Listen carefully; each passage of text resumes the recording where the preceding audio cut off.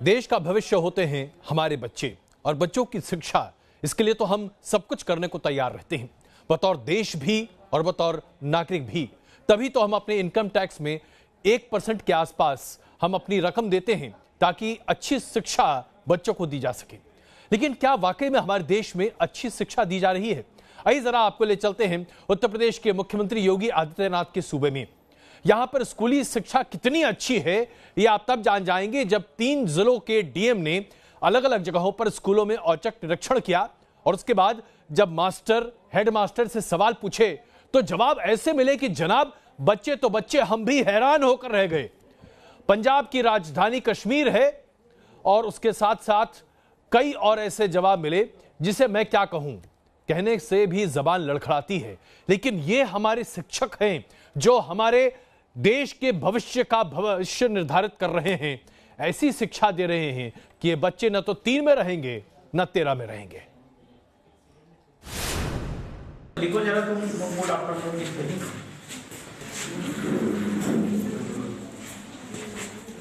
ये आफ्टरनून ऐसे ही लिखा जाता है। क्या पढ़ाओगे बच्चों को तुम लोग? ये क्या हो गया? आज तो मास्टर साहब की क्लास लग गई। डीएम सवाल पूछ रहे थे, मास्टर साहब परीक्षा दे रहे थे। यूपी के प्रतापगढ़ के डीएम मार्कंडेय शाही हैरान थे कि लक्ष्मणपुर का ये मास्टर सचमुच मास्टर ही है कि नहीं। उधर मास्टर साहब गुड आफ्टरनून की स्पेलिंग से कुश्ती लड़ रहे थे। जब पस्त पड़ गए तो डीएम साहब को वजह बताई। हमारी मैथ सीखने लगी है। अच्छा, मैथ सीखने लगी है। अच्छा मास्टर जी अंग्रेजी में फंस गए थे, मैथ का नाम लेकर और बुरी तरह फंसे। चलो जरा 17 पढ़ा। हाँ, मैथ पढ़ाते हो, 17 का पढ़ा पढ़ के बताओ। सर, लेकिन अब जो मैथ सिलेबस वगैरह है सर, अरे भाई 17 के पहाड़ा तो मैथ का ये तो सबसे कंडीशन प्रेसिडेंट है।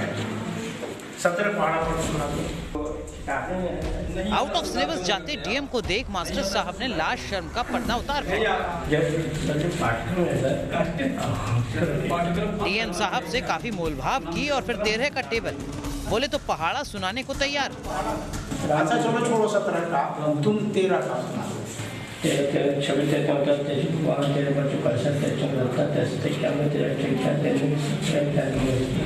मन ही मन सिर पीटते हुए डीएम साहब हेडमास्टर के पास पहुंचे कि इस मास्टर की शिकायत की जाए। लेकिन डीएम साहब को क्या पता कि हेडमास्टर भी इसी स्कूल के हैं। डीएम ने हेडमास्टर जयप्रकाश से पूछा कि 77, 78 और 69 में कौन सी संख्या बड़ी है। हेडमास्टर ने कहा कि मैं गणित का टीचर नहीं हूँ। डीएम ने पूछा कि चलिए पंजाब की राजधानी बताइए। हेडमास्टर ने तपाक से बोला चंदौली। डीएम परेशान, पूछा तमिलनाडु की राजधानी। हेडमास्टर बोले पंजाब। डीएम ने पूछा नागालैंड की राजधानी। हेडमास्टर ने कहा कश्मीर। डीएम साहब की हिम्मत और पूछताछ करने की नहीं थी। बाहर निकले और निलंबन की सिफारिश कर दी। खबर देखकर लोग लानतें ना भेजें, इसलिए बताना जरूरी है कि आंकड़ों में यूपी सरकार पूरी तरह दुरुस्त है। मतलब टीचर भरे पड़े हैं, लेकिन पढ़ाने लायक कितने हैं, इसका नमूना प्रतापगढ़ के लक्ष्मणपुर में दिख रहा है। Team news nation.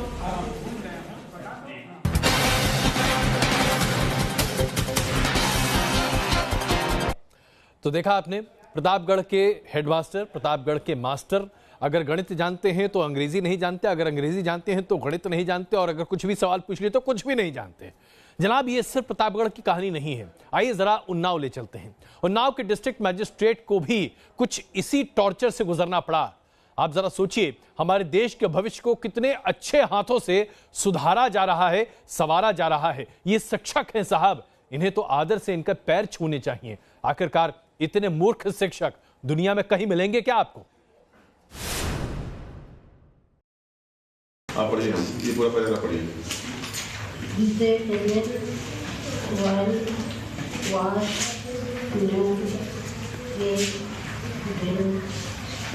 She should be suspended immediately. इसको पढ़ने देगा पढ़ाई बच्चों को। Even teacher, she can't read. She can't read English.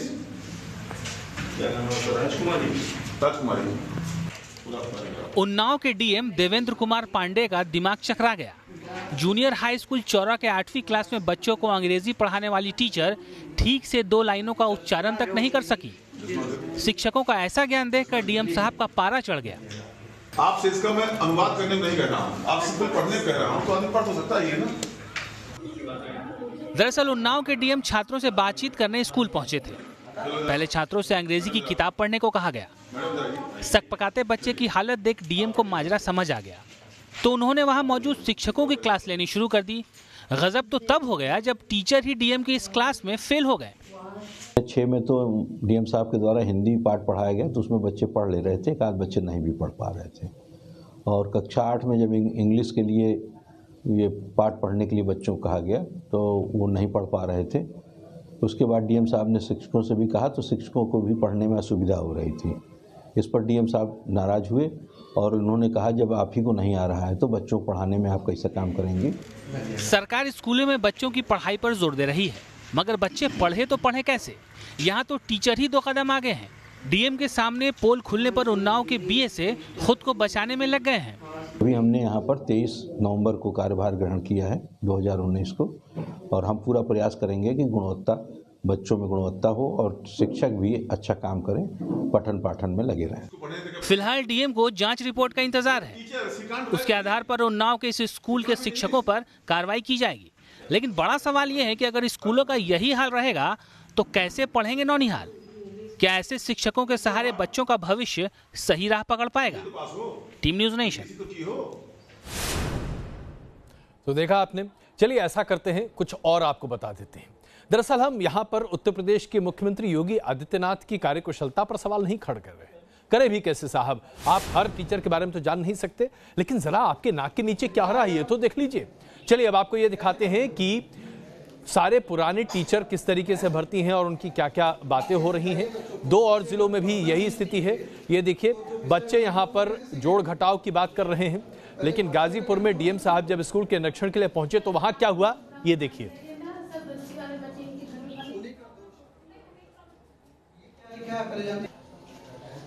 कितना आएगा, कैसे करते हो, हैं? ये सिखाइए बच्चों को। बच्चे अगर पढ़ना नहीं सीखेंगे तो जो विषय वस्तु है वो कैसे सीखेंगे? पहले भाषा का ज्ञान तो हो बच्चों को। ये पाया गया कि वहाँ 2 टीचर थे और 2 शिक्षा मित्र थे। दोनों टीचर अनुपस्थित थे। मैंने बीएसए को कहा है कि ये सुनिश्चित कराएं कि किसी भी विद्यालय में एक साथ सभी अध्यापक छुट्टी पे ना जाएं। निश्चित रूप से शिक्षा का जो स्तर है वो संतोषजनक नहीं था। मैंने उन्हें ये कहा है और उन्हें समझाया भी है और अपेक्षा की है कि अगले कुछ दिनों में इसमें सुधार कर लें।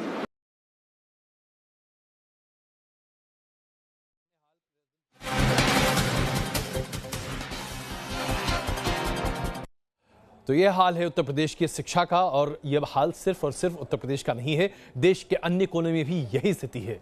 लेकिन ऐसे में बस लाख टके का सवाल हम आपके सामने रखना चाहते हैं, जब देश की शिक्षा प्रणाली इस तरीके से ध्वस्त हो चुकी है तो कैसे मेधावी छात्र हिंदुस्तान में पैदा होंगे? किसे बेवकूफ बना रहे हैं हम? किसकी आंख पर टोपी पहना रहे हैं हम? आखिरकार वो सारा पैसा जो हम जमा कर रहे हैं बच्चों की पढ़ाई के लिए अपनी आमदनी से, सरकार उसका क्या कर रही है? क्या सरकार इसके लिए जवाबदेह है या नहीं? ये सोचना आपका धर्म है। आइए जरा अब आपको अगली खबर दिखाते हैं। दिल्ली के बाद ऐसा लगता है जैसे कि देश के कोने कोने से निर्भया कांड जैसी खबरों की एक बाढ़ सी आ गई है। हैदराबाद में एक डॉक्टर की गैंगरेप के बाद नृशंस हत्या ने स्पष्ट कर दिया है कि किस तरह से आज हमारे देश में भेड़िए घूम रहे हैं इंसान की शक्ल में। टायर पंचर हुआ उनकी स्कूटी का और उसके बाद वो इंतजार कर रही थी कि कोई किसी भी तरीके से उनकी मदद के लिए सामने आए, लेकिन फिर चारों तरफ भेड़िए की शक्ल के इंसान घूमने लगे। उस महिला के साथ ऐसी ज्यादती हुई जिसके बारे में हम क्या कह सकते हैं। और फिर हद तो तब हो गई जब ज्यादती के बाद उस महिला को जिंदा आग के हवाले कर दिया गया। उस महिला के मृत शरीर को पुलिस ने जब पाया तो अब जांच की जा रही है, लेकिन अभी तक सिर्फ 4 संदिग्धों को पकड़ा गया है। सबसे अफसोसनाक बात तो यह है कि जब ये घटना सामने आती है तो उस वक्त आंध्र प्रदेश के एक मंत्री का बयान है जो ये कहती हैं कि महिला क्यों अपनी बहन से फोन पर बात कर रही थी। क्या उन्हें 100 नंबर फोन करके पुलिस से ये जानकारी साझा नहीं करनी चाहिए थी कि उन्हें डर लग रहा है? अफसोस की बात है कि वो डॉक्टर एक पढ़ी लिखी होने के बाद अपने बहन को फ़ोन की, अगर वो 100 को कॉल कर देती तो सेफ हो जाती थी। बाज़ वक़्त दुख होता है, इसमें अवेयरनेस बिल्टअप करेंगे लोगों में कि 100 नंबर हमेशा पब्लिक के लिए एक फ्रेंडशिप नंबर है। अगर कहीं पर भी अगर 100 नंबर पर करेंगे तो विदिन 3 मिनट्स 4 मिनट्स में पुलिस वहाँ पहुँच जाती है। मैं स्टेट गवर्नमेंट से भी पुलिस ऑफिशियल से बात कर रहा हूँ। कल्प्रिट्स को कुछ लोगों को पकड़ा ऐसा मालूम पड़ा, मगर पूरा ये मामला जनता के सामने आना चाहिए। जिस कल्प्रिट को पूरा फांसी का पनिशमेंट मिलना चाहिए।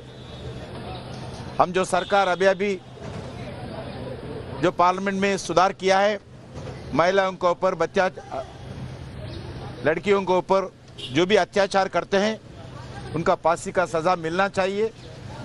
ये बहुत दुख की बात है, चिंता की बात है। सरकार ने तो इस पूरे मामले पर सफाई मांगी ही है राज्य सरकार के। इसके बीच में राहुल गांधी ने भी ट्वीट कर कहा है कि हैदराबाद में डॉक्टर की रेप और हत्या की खबर से वो व्यथित हैं और हैरान हैं कि किसी भी महिला के साथ इतना क्रूर व्यवहार कैसे किया जा सकता है। ये कल्पना के परे है। लेकिन बुनियादी सवाल यही है कि आखिरकार ये हिंदुस्तान में इतने बड़े पैमाने पर क्यों हो रहा है। और यही बात करते हैं पाकिस्तान की। पाकिस्तान में ऐसा लगता है कि रोज दिन राजनीतिक उठापटक इतने बड़े पैमाने पर होती है कि उसकी खबर दिखा पाना ही अपने आप में एक बहुत बड़ा चैलेंज है। पाकिस्तान में छात्रों की बहुत बुरी हालत है, जिसे देखते हुए छात्रों ने पूरे शहरों में तकरीबन 700 जगहों पर रैलियां निकाली हैं। पाकिस्तान की फौज कॉलेजों में सीसीटीवी कैमरे लगाकर लड़कियों का वीडियो बना रही है, उनका शोषण करती है। छात्र इसके खिलाफ अपनी आवाज बुलंद कर रहे हैं, जिसे देखते हुए 700 से ज्यादा जगहों पर पाकिस्तान में छात्रों का विरोध प्रदर्शन चल रहा है।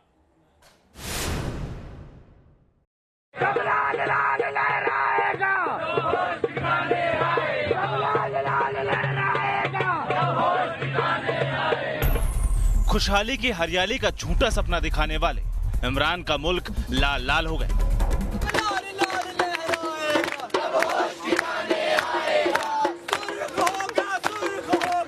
पाकिस्तान के 44 शहरों में हजारों लाखों छात्र छात्राएं जब पाकिस्तानी फौज के दमन और अत्याचार के खिलाफ सड़क पर उतरे, तो इमरान सरकार इसे दुश्मन देशों की साजिश करार देकर मुंह चुराना चाहती है।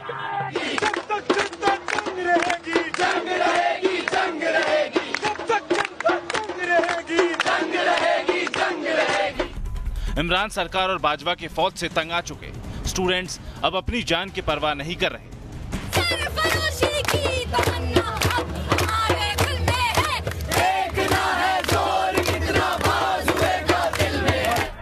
पाकिस्तान की युवा पीढ़ी जान हथेली पर लेकर सड़कों पर निकल चुकी है और उनकी मांग भी कुछ नाजायज नहीं है, क्योंकि ये चाहते हैं शिक्षण संस्थान में सेना का दखल बंद हो, यूनिवर्सिटीज में स्टूडेंट के यौन शोषण की घटनाओं की जांच हो, पूरे पाक में छात्र यूनियन के चुनाव हो, शिक्षा के लिए 5% बजट हो, राजनीतिक गतिविधियों में शामिल होने पर बंदिश खत्म हो। और हम एक्सपेक्ट करते हैं कि स्टूडेंट यूनियंस भी बहाल होंगी और एक हलफनामा होता है, ओथ होता है, जो यूनिवर्सिटीज़ के अंदर वो हमसे साइन कराते हैं कि आप किसी भी सियासी सरगर्मी के अंदर हिस्सा नहीं ले सकते। ओथ जो है ये खत्म हो। लेकिन पाकिस्तान में फौज के दमन के खिलाफ जो भी बोलता है उसे CIA का एजेंट बता दिया जाता है। युवा पीढ़ी की मांग के मामले में भी पाकिस्तान कुछ ऐसा ही कर रहा है। इन छात्रों की कुंडली तैयार की गई, देशद्रोह के केस की तैयारी है, ताकि इमरान सरकार के पापों के खिलाफ आवाज ना निकल सके। और इमरान खान की तो पूछिए मत, गली गली से निकले छात्रों के बुलंद धमक देखकर ना जाने कहां दुबके, जो इमरान कल तक जनरल बाजवा के केस में अपने चीफ जस्टिस खोसा पर ही विदेशी हाथों में खेलने का आरोप लगाने का ट्वीट कर रहे थे, वो स्टूडेंट सॉलिडेरिटी मार्च पर दम साधे हुए हैं। Team news nation.